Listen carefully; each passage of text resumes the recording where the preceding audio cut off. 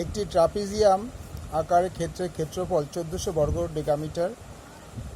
উহার সমান্তরাল বাহুদ্বয়ের মধ্যে লম্ব দূরত্ব 20 ডেকামিটার এবং সমান্তরাল বাহুদ্বয়ের দৈর্ঘ্যের অনুপাত 3:4 হলে ওই বাহুদ্বয়ের দৈর্ঘ্য হিসাব করি। তাহলে এটা এ বি সিটা একটা ট্রাপিজিয়াম হলো, আর এটা এই বাহুটা এবার সমান্তরাল বাহু, এই দুটো দূরত্ব এই হচ্ছে 20 মিটার। যে এ বি সি ডি ট্রাপিজিয়ামের ক্ষেত্রফল বলে দিয়েছে এখানে 1400 বর্গমিটার। তাই এ বি সি ডি ট্রাপিজিয়ামের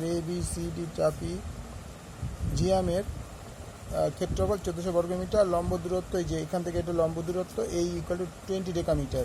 আমরা জানি ট্রাপিজিয়ামের ক্ষেত্রফল ইকুয়াল টু 1/2 ইন্টু সমান্তরাল বাহুদ্বয়ের সমষ্টি। এই বাহুটা এই বাহুটা সমান্তরাল, এদের দুটো যে যোগফল সমষ্টি ইন্টু সমান্তরাল বাহুদ্বয়ের লম্ব দূরত্ব।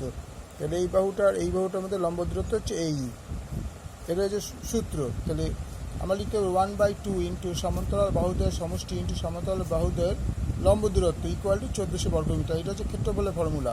তাহলে এটাও ক্ষেত্রফল 1400 বর্গমিটার ক্ষেত্রফল। তাহলে এটা ফর্মুলাটা এইটা এগুলো 1400। 1/2 রইলাম সমান্তরাল বাহুদ্বয়ের সমষ্টি ইন্টু বাহুদের লম্ব দূরত্ব, অর্থাৎ এই লম্ব দূরত্ব হচ্ছে 20 সেন্টিমিটার। আমরা লিখে নিয়েছি এই ইকুয়াল টু 20 সেন্টিমিটার। তাহলে ইন্টু 20 ইকুয়াল টু 1400 বর্গ ডেকামিটার। বা এবার 2 এঁকেছি, 2 1 2, 10 2 20। তাহলে 10কে 1 দিয়ে গুণ করে 10ই হয়, ইন্টু সমান্তরাল বাহুদের সমষ্টি ইকুয়াল টু 1400 বর্গ ডেকামিটার। তাহলে সমান্তরাল বাহুদের সমষ্টি ইকুয়াল টু 1400/10, কাটাকুটি করলে 140 ডেকামিটার। তাহলে সমান্তরাল বাহুদের অনুপাত হচ্ছে 3:4। তার মোট অনুপাত কত? 3 + 4 ইকুয়াল টু 7 ডেকামিটার। তাহলে একটি সমান্তরাল বাহুর দৈর্ঘ্য লম্ব হচ্ছে সমষ্টি হচ্ছে 140, তার 3/7, কাটাকুটি করলে 20, 3 × 4 60 ডেকামিটার। আর দ্বিতীয় সমান্তরাল বাহুর দৈর্ঘ্য ইকুয়াল টু 140 ইন্টু 4/7, কাটাকুটি করে 7 × 14 করে 80 ডেকামিটার।